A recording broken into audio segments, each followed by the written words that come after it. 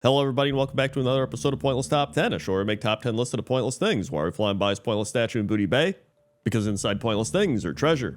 Let's begin. 10. Number 10 are the vicious raven bears, and the raven bears are black-feathered wildkin found at the Blackbeak Overlook in Stormheim. And I just think they look really cool. Like, they have the black feathers, but they also have red eyes contrasting with those black feathers, and they got all these little feather medallions all over their body. And I figured throughout this video I would explain some of the lore behind wildkin, because obviously everybody knows about wildkin and whatever name you want to give to them. There's moonkin, owlbears, owlbeast, raven bears, owlkin, wildkin, like, they pretty much all refer to the same thing. And so it says here that wildkin are serene, powerful creatures believed by the night elves in Taran to have been created by the moon goddess Elune to protect her sacred places. They look like a cross between a bear and a horned owl, which explains both their wisdom and ferocity. And while wildkin are not naturally hostile, some of them have been corrupted or manipulated, and so they've become aggressive and lash out at travelers and even their own night elf allies. And so yeah, I'd say these vicious raven bears are probably some of the corrupted ones, but you know what? They look pretty cool, and that's why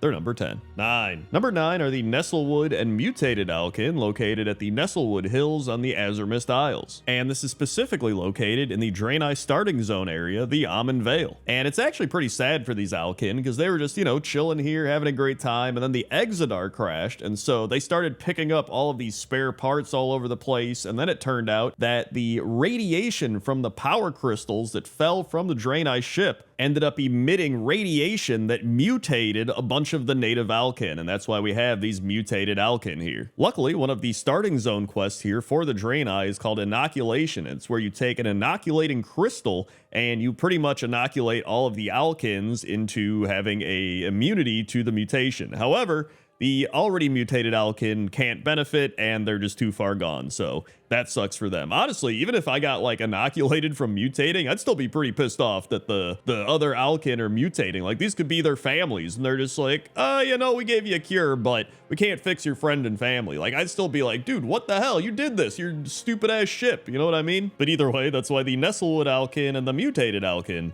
are number 9. 8. Number 8 are the owlbeasts in the hinterlands, and I always remember these owlbeasts because I remember questing here in the hinterlands and getting the quest where they were just like, go kill owlbeasts, and you're like, okay, and you would just go out there and kill them. And then I thought about it and I was like, why are there owlbeasts in the hinterlands, right? And so this person said, I did a quest in Winterspring that explained the origins of the owlbeasts and how they were created by Elune to protect items of great importance. So what's important in the hinterlands? And the top response is Ceridane. And so if you don't know what Ceridane is, it's the area in the northeastern part of the hinterlands, which is one of the 4 entrances to the Emerald Dream. It's those big green portal things. And so in a way, they're kind of protecting the entrance to the Emerald Dream. So that would at least give them some lore significance as to why they're here. But, there's plenty of places where it's just they put mobs there just because they look cool and seem to fit the zone. Like, I wouldn't mind that either if they were just like, hey, you know what? Owlbeasts look pretty cool here. I'd be like, hey, you know what? They do look pretty cool here. You could even just give them some random lore reason. Like, oh, they migrated east because they went crazy and that's just what they did. Like, that would still be better lore than Shadowlands. So that's why they're number 8. 7. Number 7 is Chieftain Umaru, and Chieftain Umaru is the leader of the crazed wildkin located on the Azurmist Isle. And currently, they are at war with the Stillpine Furbolgs. And the quest you get to kill Chieftain Umaru is from Stillpine the Younger, and he says he's heir to the Stillpine legacy, and his defenders have set up a death trap for the raving wildkin that attack from inside Stillpine Hold. They were able to hold them off there, and none of their defenders have been able to infiltrate the hold. If you get inside and slay the leader, it might give them the opportunity to strike. So you have to go in and slay Chieftain Umaru. It also says here that the chieftain and all the wildkin went crazy after the Exodar crash. So I don't know if they got mutated or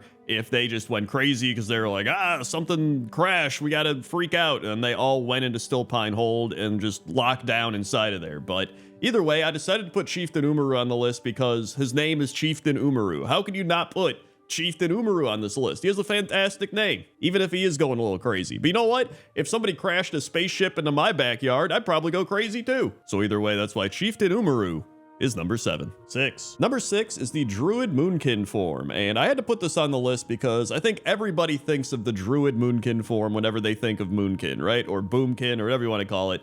But, you know, whenever I think of playing a druid even, I always think back of Wrath of the Lich King when I primarily played a boomkin. It was just a lot of fun. It says here that World of Warcraft players have given moonkin form many nicknames, so here we go. We have boomkin, all right, covered that one. We have oomkin, which, you know, that's if you have poor mana regen. We have doomkin, which is a moonkin that's good at PvP.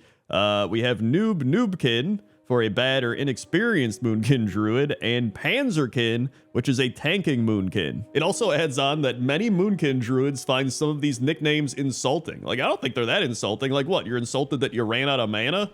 Or that you're a tank boomkin druid? Like, I don't know, it seems all right. But either way, I love the moonkin form for druids. I'd say it's one of the most renowned, you know, things the druids have. Like, most people think of boomkin or moonkin forms when they think of druids, so that's why I decided to put it at number 6. 5. Number 5 are the crazed owl beasts located in Val'sharah, and these are probably part of a world quest, I believe, because they're near the Dream Warden there, who's located in the Sundersong Glade, which is a small druidic outpost situated deep in the forests of Val'sharah. And if you go inside, you do find dead owl beast as well as a dreadlord, so there definitely is some sort of Burning Legion corruption going on in here. I think we can bet pretty well on that one. But honestly, one of the reasons I wanted to put this on the list is I just thought it was really funny that there's this owl beast and he's like beating up an owl beast scarecrow type of thing. Like, it looks like he's attached to a rock and he's just like punching it or swiping at it. I don't know what he's supposed to be doing, but I just thought it was really funny. He's just like, yeah, I'm beating up another owl beast. And then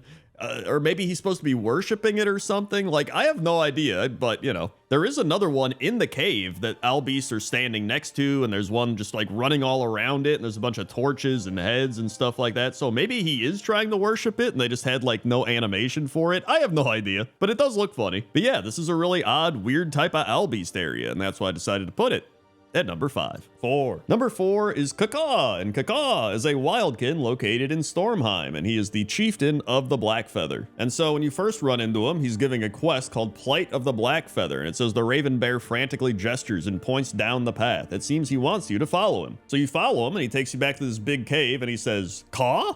The Raven Bear chieftain seems preoccupied with the gathering of reagents for some sort of ritual. Perhaps you could help him. And then he says, "Caw, caw." The chieftain flaps his wings and points outside where the storm dragons attack the raven bears of his tribe. It's plain to see that he's seeking your help to save his flock. And then you have to kill 8 rampaging squall hunters. And so yeah, you find out that these dragons are killing the owl beasts here, and you help fight him off, and then you help him do a big ritual, and then you've done it. You help save his flock, and he bows to you, and he respects you, and then you just become a friend with Kaka, and that's great because his name's Kaka, which is pretty fun. Also, the fact that they do have a bunch of those weird owl beast scarecrows all over here makes me think that the Val'sharah owl beast we just talked about, maybe they were actually worshiping the thing and they just looked like they were beating it up. I don't know. I'm still trying to figure that out. And so yeah, I think the main thing that we've learned here is that the owl beasts have a lot of really funny, cool names, and that's why Kaka is number 4. 3. Number 3 are the Dreamkin, and the Dreamkin are moonkin located at the Whirlwing Basin in the Emerald Dream. And if you ever did the Kwanzu quest for 100 questions, you probably remember this. So when you first talk to the Dreamkin, they say, "You seek an audience with Kwanzu, but bring no offerings. One does not just walk up and speak to the Loa of Change, I'm afraid. You must first prove you are worth their time. The friends of Kwanzu have been granted 100 questions by the Loa themselves.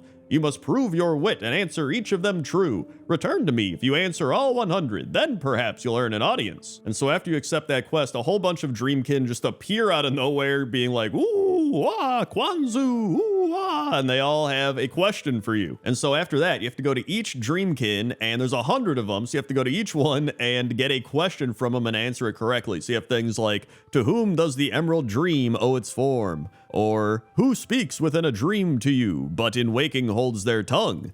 Or, "I carry in and carry out, in nature I unfurl, and I encase, I am consistent and predictable, but I evoke confusion. What am I?" And so after a few of those, they're just like, "Whoa, you were going to answer 100 questions. I just assumed that would make you go away. Next time I'll raise it to 1,000. Yeah, I just think this is a really cool area. It's very fun, very whimsical, and I just think it's neat. So that's why the Dreamkin are number 3. 2. Number 2 is a room, and a room is a wildkin located in Darkshore. And you actually get a quest from Malfurion Stormrage to go talk to a room, and he says, "The wildkin were once numerous in Darkshore. Such are their ties to the land that the cataclysm that shattered Darkshore also decimated their numbers. The wildkin Arum is the last of his tribe and is a powerful elder with a strong connection to Elune. His help will be most necessary in healing the land. You will find him north of here at the Moon Touch Den. And then once you get there and talk to Arum, you complete the quest and it just says, a terrible sadness surrounds the creature. Its eyes stare beyond you as you approach it. And so like, that's just super sad, right? Like you go up here and he's just like staring off into the abyss and you're just like, shit, dude, like,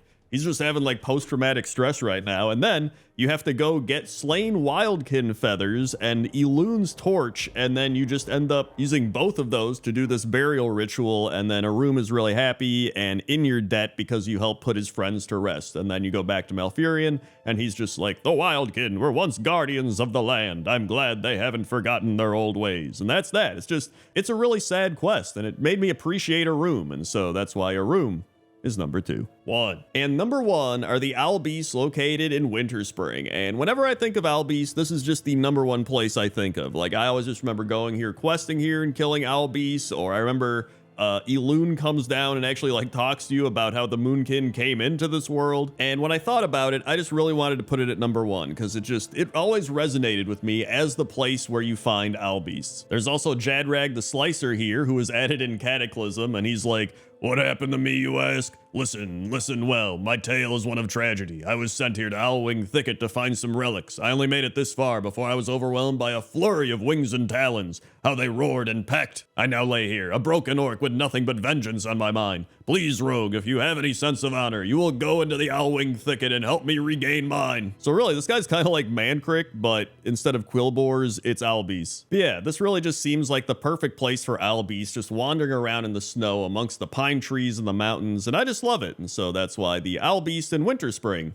are number 1. Hey everybody, thanks for watching this episode of Pointless Top 10. If you want more Top 10s, you go watch Owls. That's kind of like Owlbeasts, but without the beasts. Or if you want more humanoid weird creatures, you go watch Furbolgs, since I talked about Furbolgs in this video as well. Also, like the video and consider supporting the channel over on patreon.com/Crendor or by becoming a channel member. Okay? Okay. See you.